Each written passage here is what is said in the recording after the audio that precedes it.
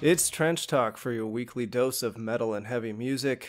I'm your host, Flight of Icarus from MetalTrenches.com. As always, if you are new to the channel, please hit that subscribe button and give us a like. So today's first selection is definitely on the lighter side. I always encourage stepping out of your comfort zone and hope you'll stick around to listen to it. But if you're not into it, just go ahead and skip ahead because I've got some heavier stuff for you a little bit later on. But I want to start by talking about Boston band Astronoid and their much anticipated sophomore album, Via Blood Records.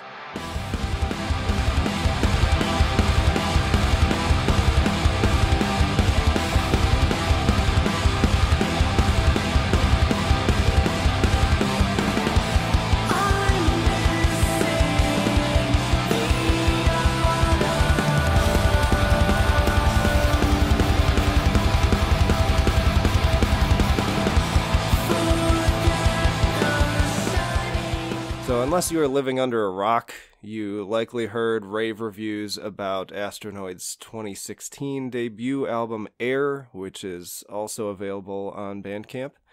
They are going to be touring with Between the Buried and Me and Tesseract from February 8th to March 9th. It's a very good band, and I'm going to tell you all about this album.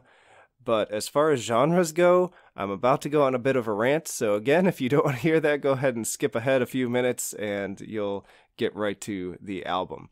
But it just always bothers me because Air came out at such a time where just dozens of bands were kind of joining this big post-black movement that was largely popularized by Deaf Heaven's 2013 album Sunbather. And I know it wasn't the first. People always argue with me about that. That wasn't the first post-black album. I get it. But that album was definitely the impetus behind the genre really kind of gaining momentum and getting really big, for better or worse. Astronoid kind of got smuggled in under this guise, in my opinion, and it just doesn't really make any sense to me.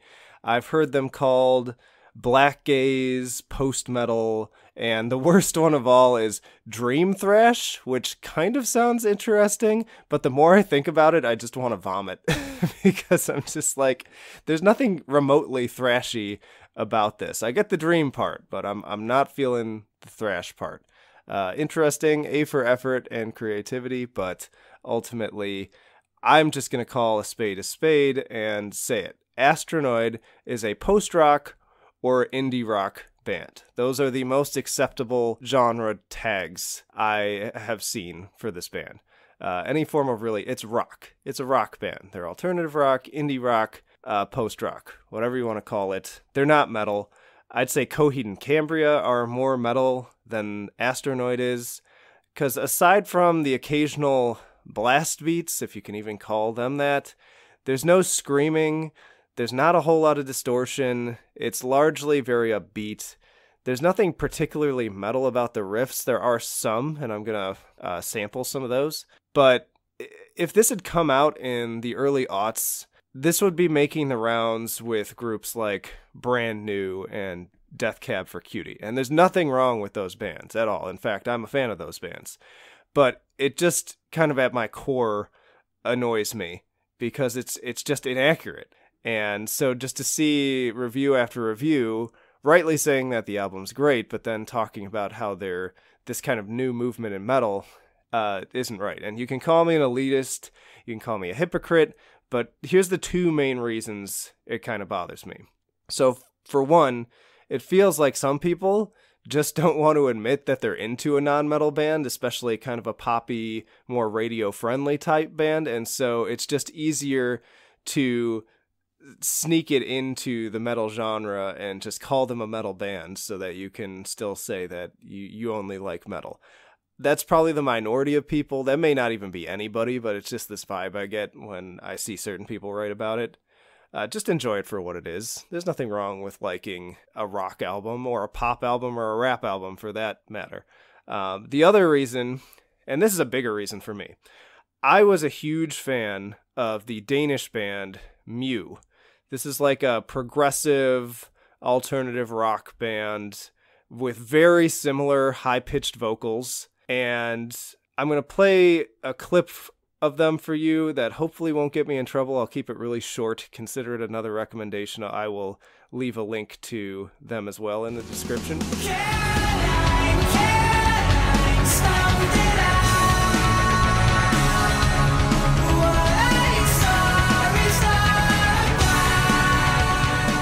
So Mew have been around since like 1995, and nobody would even think to call them metal. I listened to especially Frengers and the Glass-Handed Kites, two incredible albums.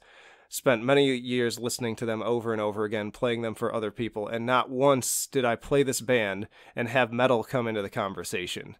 And then they kind of fell apart on later albums. Their album after And the Glass-Handed Kites was just sort of okay, and then they went kind of like electro Euro-poppy on later stuff, and I lost interest. So when Astronoid came around and I heard the first single, which I believe was Air, I initially was really excited because it was like, hey, we've got a new outlet now for this kind of relatively obscure sound that not a lot of people are doing. So that was something that pleased me. I was like, oh, great. Like, I get to hear another good band that's doing this sound well. And then the reviews started coming in and the articles started coming in, comparing it to Deaf Heaven and things like that. And I was just like, what? Like that? No, that just doesn't gel with me. And maybe it's just my kind of obsessive way of thinking about things and categorizing things.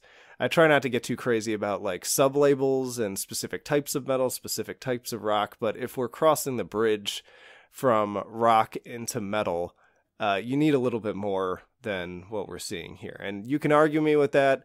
I'm totally fine being wrong. There's probably people listening right now who think I'm crazy, who think I'm a complete moron, but this is just me doing my thing and sharing my opinion on this. I'm definitely not the final say.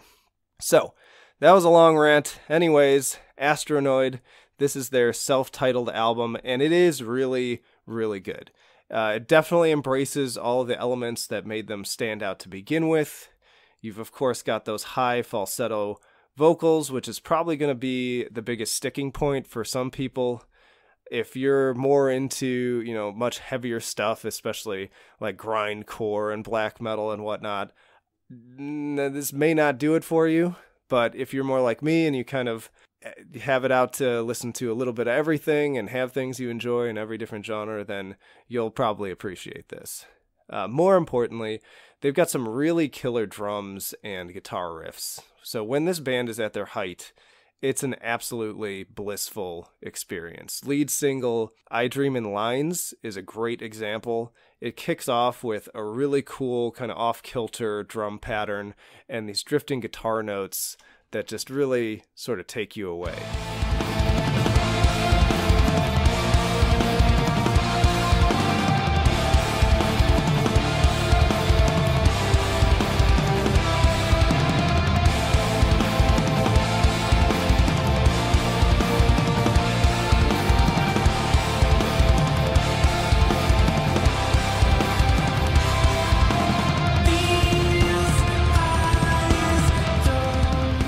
And then when the chorus kicks in, it's just utterly entrancing. You've got layers and layers of atmosphere.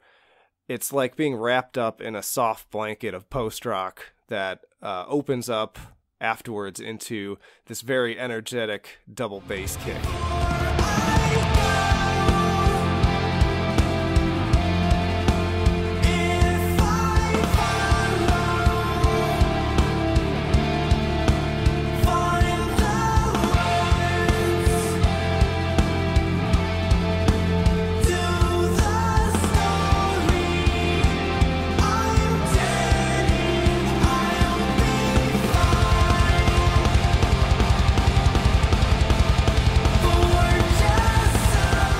Just so damn catchy. I love banging my head, but I also can't deny a song that's able to sink under my skin so deeply and make me feel so many different things.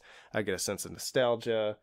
I get a sense of sadness, melancholy, but also hope and cheerfulness, and it just kind of all comes together at once. And I love it. I love it. And it really lingers around too.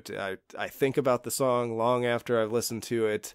After the album's over, I'm still kind of just letting all of it soak in and pass through me. And that may sound totally corny, but that's the effect it has on me. And I'm hoping that people listening to this who aren't familiar with the band or didn't know that they had a follow-up coming out will have a similar experience. Now, there's also some more notable moments for the guitar throughout the album that are definitely my favorite moments. The song Breathe is just filled with them. I particularly love the really noodly tapping hook that first shows up around the minute mark. It reminds me both of Up and Atom, which is a single that came out for Air, and also times listening to Hopes Falls, The Satellite Years.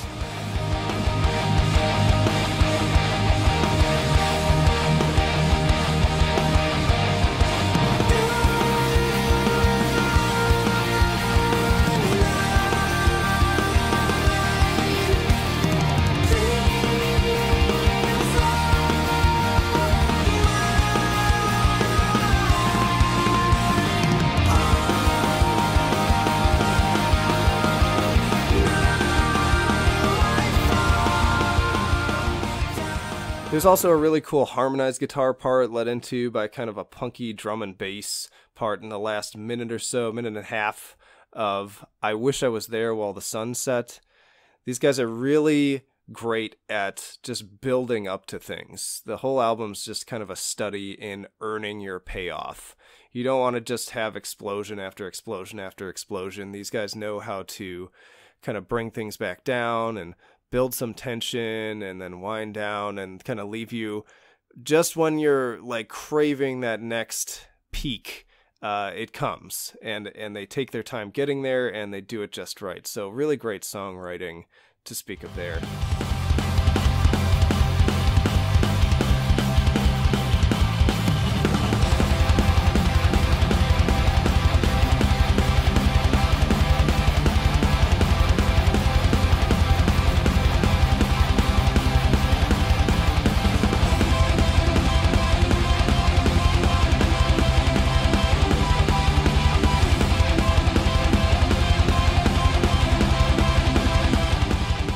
And if you're looking for arguably the most metal moment on the album, it's probably the riff about midway through final track Ideal World. So this is one of the few moments that had me bought into the idea of this band touring with metal groups. It's definitely a kind of proggier song. I get the kind of Tesseract-y type vibes. And so there's moments like that scattered on the album where I question my opinion that I just shared. The more I listen to it, the more I'm like, okay, yeah, that's kind of metal and this is kind of metal, but I still have some misgivings just with the idea of thinking of them as a metal band, especially considering the types of bands I tend to review on here.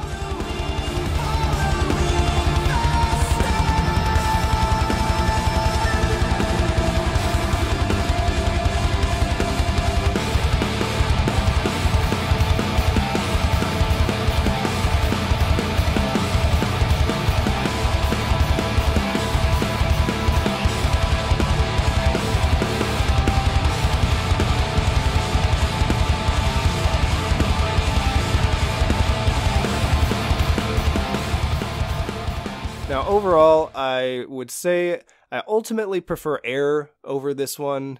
Air just felt more consistent in its riffs and energy. It was kind of a more hook-driven album, or at least it felt like it was. Maybe I just need to give this a few more spins. But Astronoid takes a lot more detours into kind of slower, more melancholic ventures like Lost and Beyond the Scope. These tracks are still really great, and they make for a really dynamic journey. I just tend to prefer my Astronoid barreling full speed ahead with great hooks that make me feel like I'm soaring through the clouds. That's what I come to this band looking for.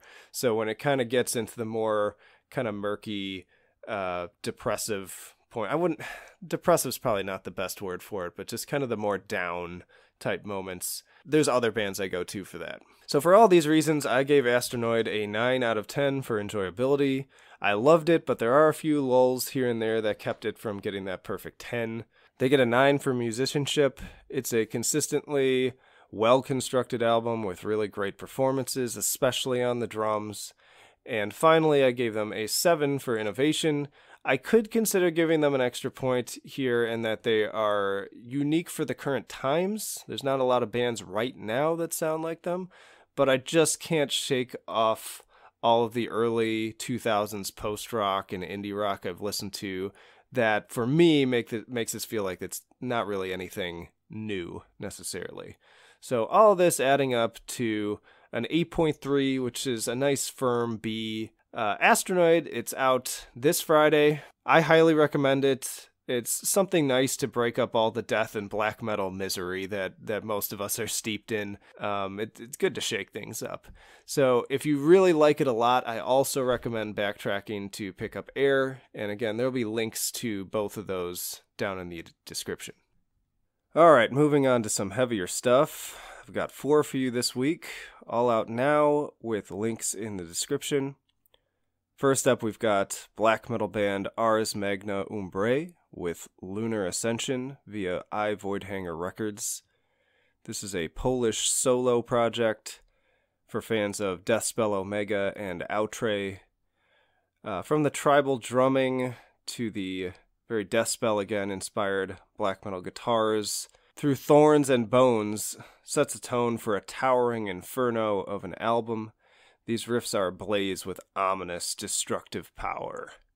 Certain songs felt like they were literally burning down my speakers. This is very much one of those inferno-type black metal albums where everything is very much on fire, and it's in the guitars, it's in the vocals. There's just this strong imagery of flame and heat and just very hellish vibe.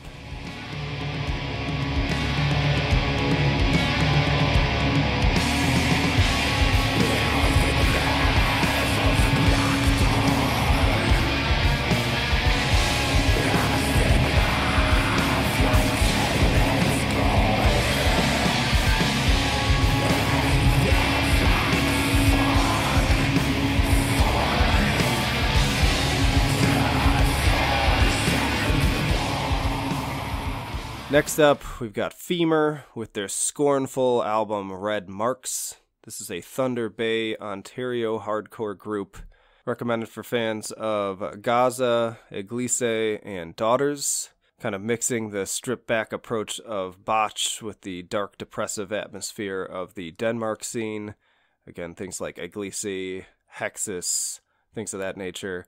Femur are as vicious and rebellious as they come. Noisy, dissonant guitars moan and wail in contorted grooves, punctuated by shrieking feedback and raw eruptions of vocal fury. And I couldn't resist reading this particular portion of my review because it just fits so perfectly, at least with my kind of feelings around the album. I was picking my brain thinking about, like, there was a quote in my head, and I couldn't remember exactly what it was. But I remembered it was about just kind of misery and wanting to share misery with everyone else.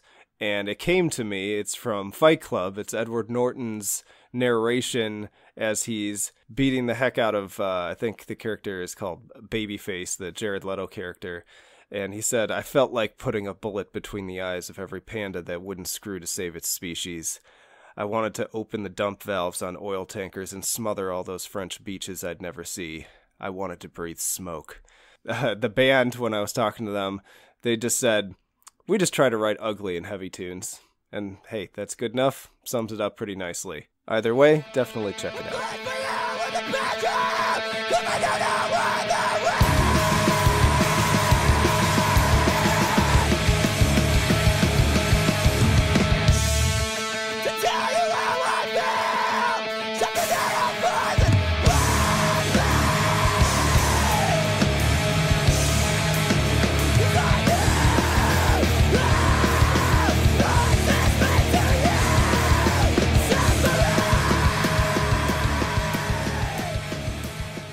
Alright, how about some industrial metal? I don't think we've covered any yet on the podcast, so I'm glad to recommend the new album from Dawn of Ashes, The Crypt Injection 2 Non-Servium via Metropolis Records.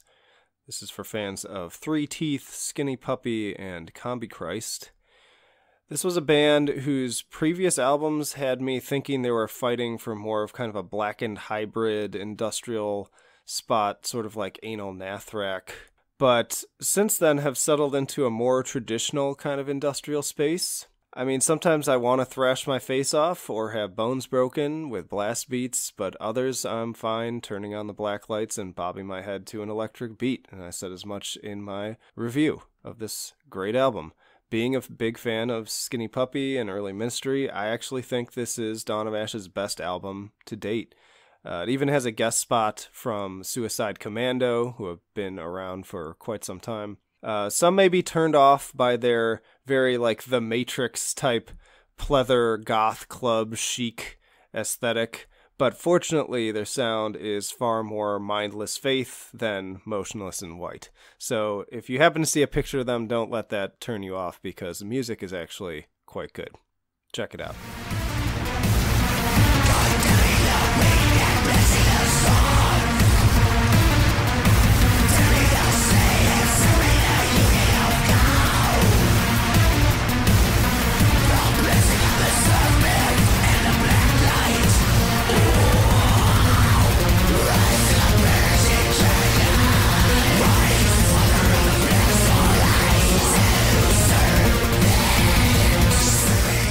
And finally, have some post-metal and sludge with Sonance's To Possess You Entirely.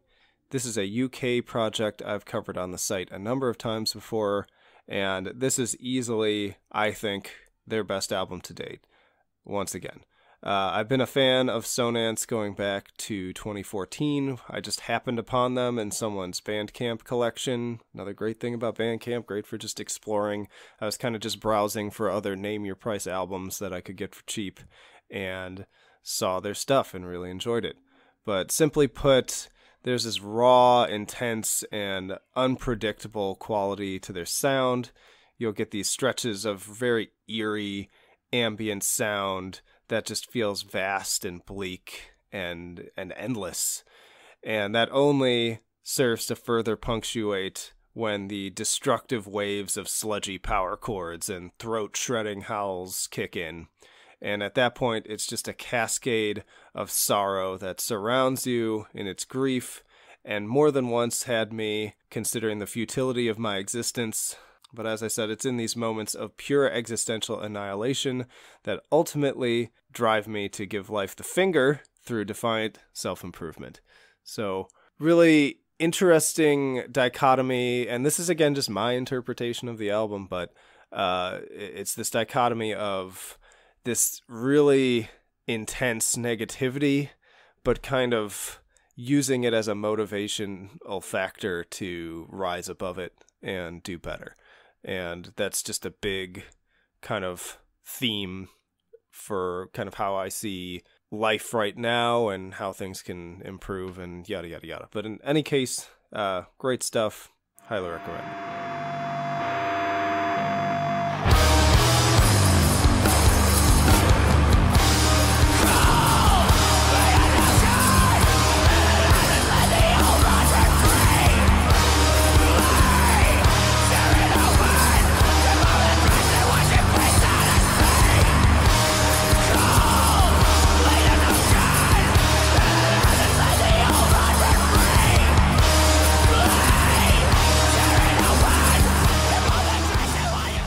All right, and I think that will wrap it up for this week's Trench Talk. Thank you, as always, for listening.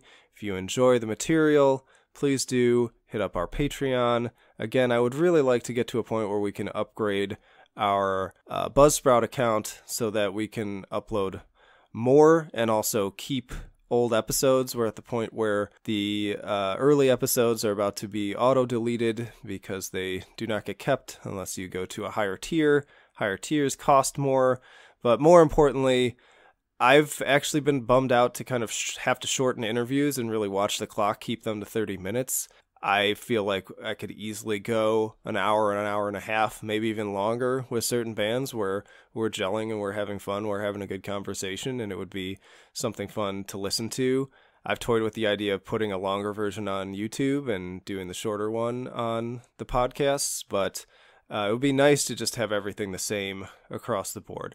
And the only way for me to do that is to upgrade the account, and I'm kind of at the point where I can't really justify putting any more money into this until I can get it generating something else. So that said, if you're fine just keeping things the way that they are, and I'm pretty content right now. I've enjoyed doing the interviews and these reviews and just generally recording and writing and doing the podcast. If that's all fine, I will continue doing it this way, but it would be cool to kind of see where we can take this thing, and I can only do that with your support and potentially people come to the fold to provide some ad support or something like that. But in any case, please do, again, hit the subscribe button if you haven't already. Like the video, give us a rating, whatever platform you are, just give us some sort of feedback that helps us grow and kind of go up in the metrics so that more people can see what we're doing here. And that means more exposure for these very talented bands. But for now, I will see you in the trenches.